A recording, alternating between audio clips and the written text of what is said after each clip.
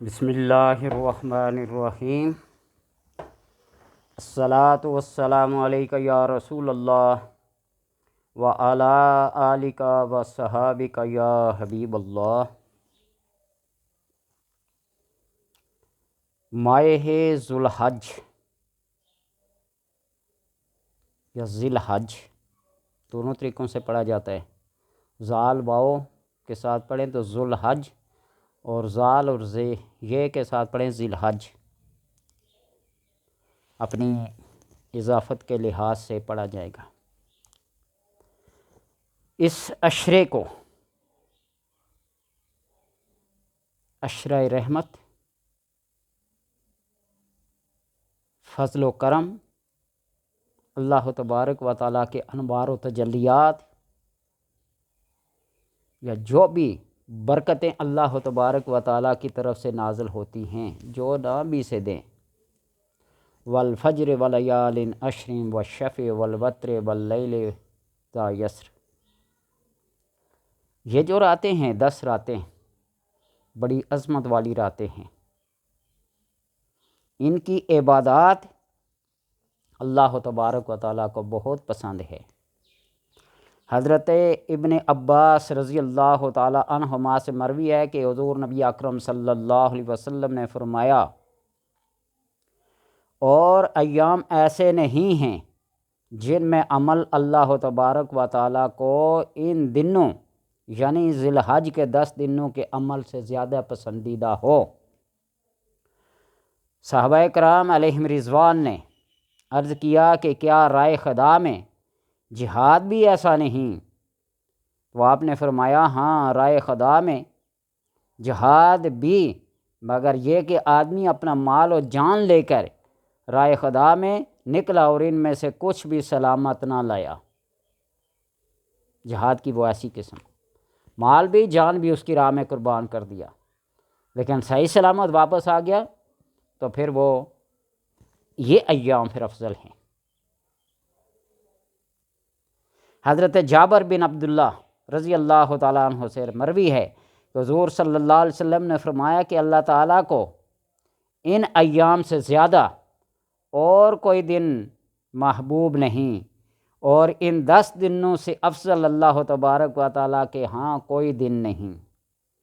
کہا گیا کہ رائے خدا میں جہاد بھی ایسے نہیں، تو آپ نے فرمایا کہ رائے خدا میں جہاد کے دن بھی ان جیسے نہیں، مگر جس نے رائے خدا میں اپنے گھوڑے کو زخمی کر دیا اور خود بھی زخمی ہوا۔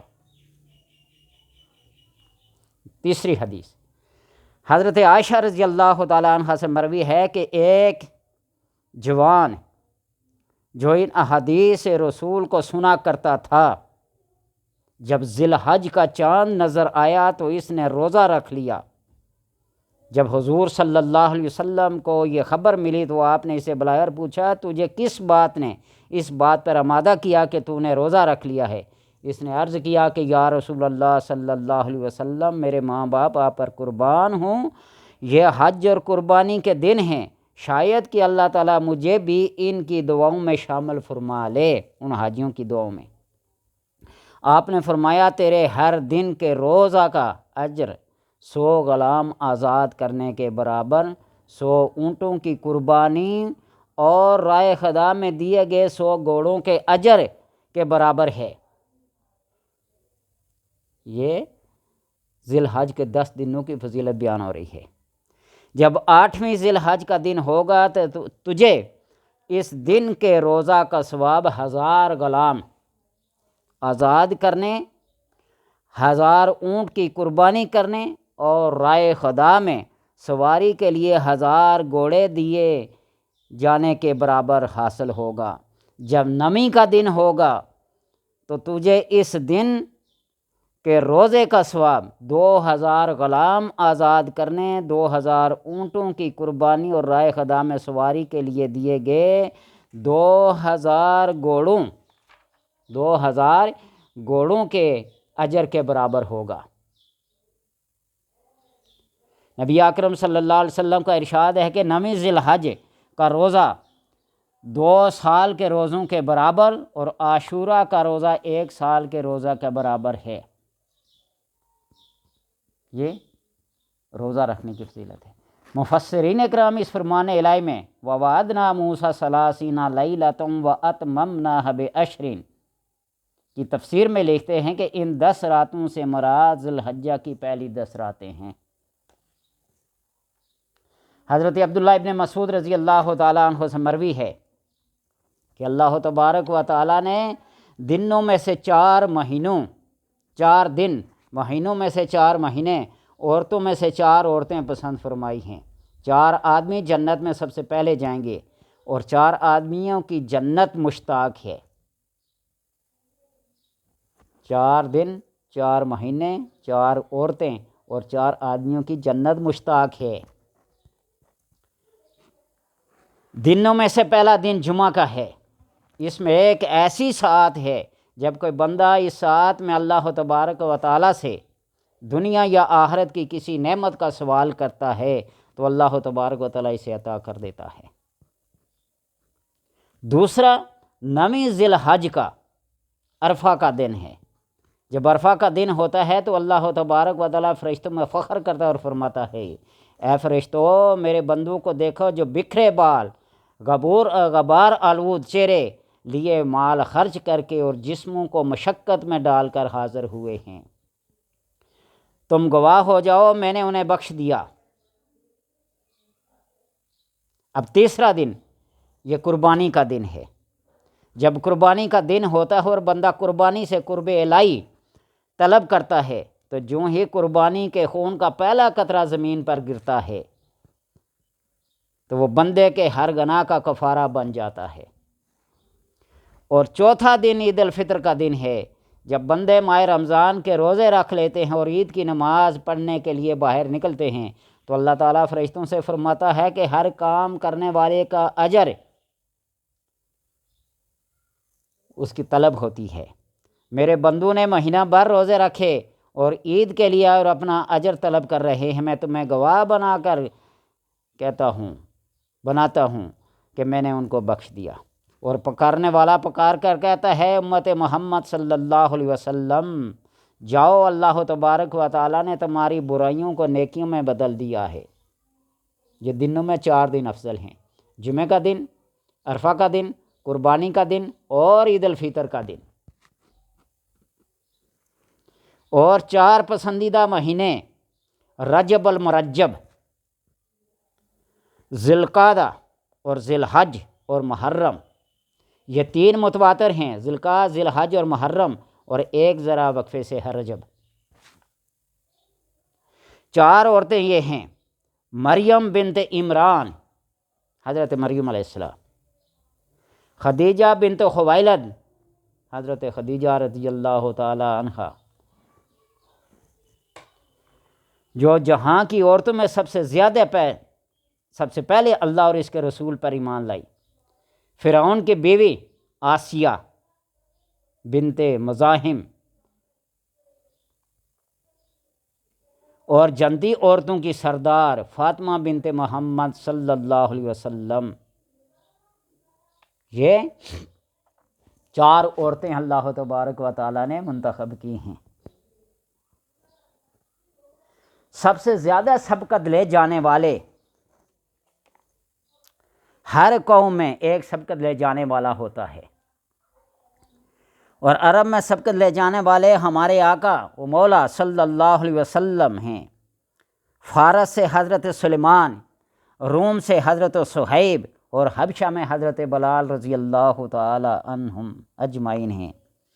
اور وہ 4 آدمی جن کی جنت مشتاق ہے، یہ حضرت علی بن ابی طالب رضی اللہ تعالی عنہ، حضرت سلمان فارسی رضی اللہ تعالی عنہ، حضرت عمار بن یاسر اور حضرت مقداد بن اسود رضی اللہ تعالی عنہ۔ کیا کمال ہے! ہر ایک کی فضیلت اپنی اپنی جگہ پہ مسلم اور حقیقت رٹل ہے۔ جس طرح اللہ تبارک و تعالیٰ نے رسولوں کے بارے میں فرمایا تلک الرسل فضلنا بعضهم علی بعض منهم من کلم اللہ، اسی طرح اللہ تبارک و تعالیٰ نے انسانوں میں، اسی طرح عورتوں میں، اسی طرح جانوروں میں، کائنات کی ہر چیز کے اندر فرق مراتب رکھا ہے۔ پتھروں میں حجر اسود کو، زمین کے ٹکڑوں میں ریاض الجنہ کو، مسجد کی جگہوں کو، ذکر کرنے والی جگہوں کو اپنے اپنے مرتبے کے لحاظ سے اللہ تبارک و تعالیٰ نے ان کے منازل فرمائے ہیں۔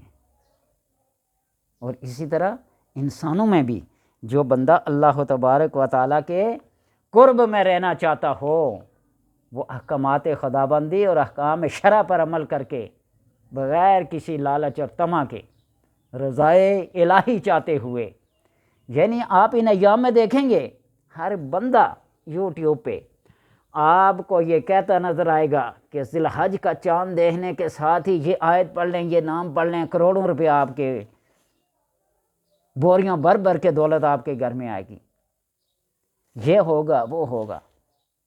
بندہ اس لالچ میں پڑنا شروع کر دیتا ہے، اور جب ایک دن گزرتا ہے، 2 دن گزرے، 3 دن گزرے، 4 دن گزرتے ہیں، 1 روپیہ بھی کہیں سے نہیں آتا، تو پھر بدظن ہو جاتا، بد عقیدہ ہو جاتا ہے۔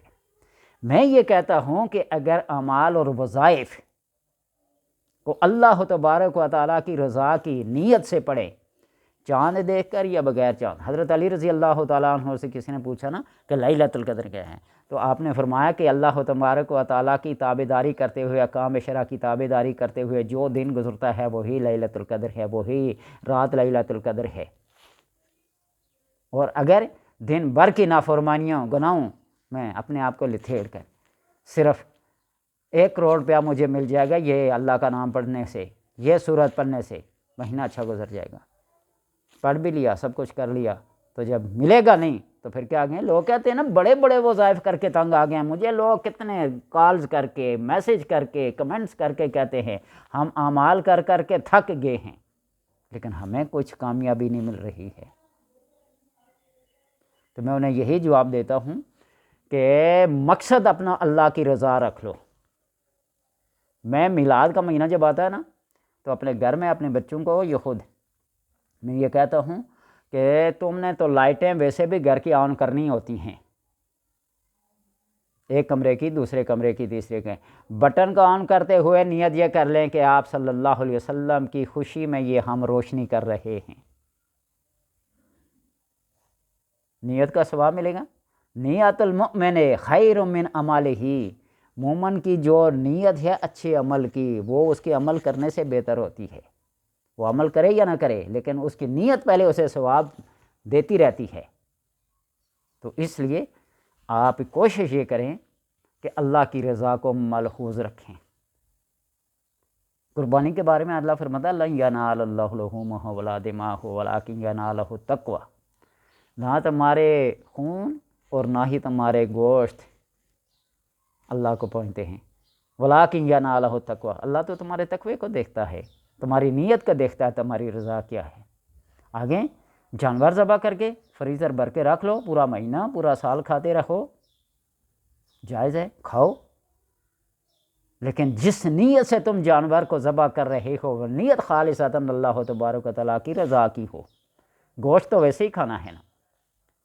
ایک صحابی نے مکان بنایا نا تو کھڑکی رکھی، روشن دان رکھا، آپ صلی اللہ علیہ وسلم نے اسے فرمایا کہ کس لیے رکھا ہے؟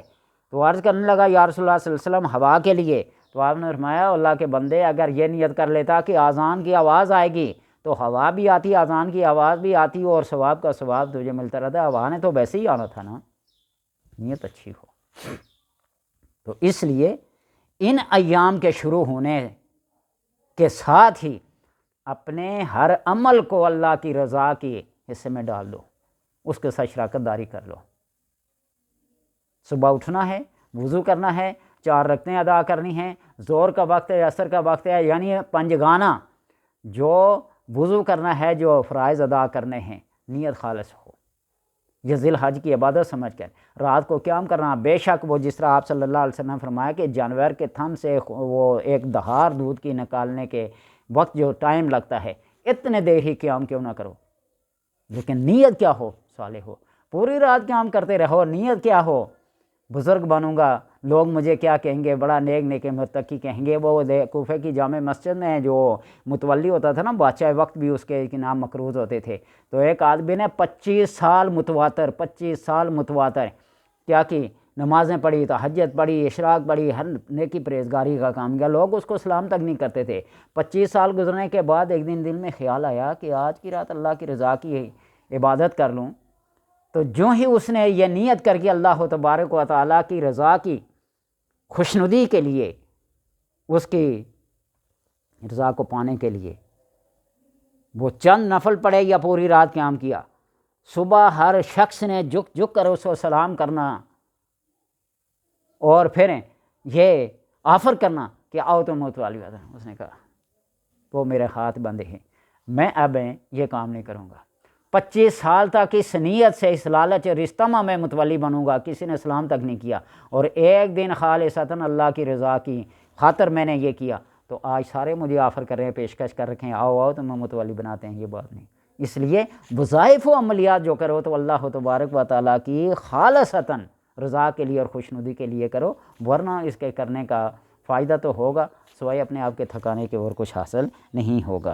تو اس لیے آپ صلی اللہ علیہ وسلم نے فرمایا کہ یوم ترویہ کا جس نے روزہ رکھا، اللہ تبارک و تعالیٰ اسے حضرت ایوب علیہ السلام کے مصائب پر صبر کرنے کے برابر اسے ثواب عطا فرماتا ہے، اور جس نے یوم عرفہ 9 ذی الحج کا روزہ رکھا تو اسے حضرت عیسیٰ علیہ السلام کے برابر ثواب عطا فرماتا ہے۔ اور آپ نے یہ بھی فرمایا کہ جب عرفہ کا دن ہوتا ہے تو اللہ تبارک و تعالیٰ اپنی رحمت کو پھیلاتا ہے، اس دن سے زیادہ کسی دن میں بھی لوگ آگ سے آزاد نہیں ہوئے، اور جس نے عرفہ کے دن اللہ تبارک و تعالیٰ سے دنیا یا آخرت کی کوئی بھی حاجت طلب کی تو اللہ تبارک و تعالیٰ اس کی حاجت کو پورا کرتا ہے۔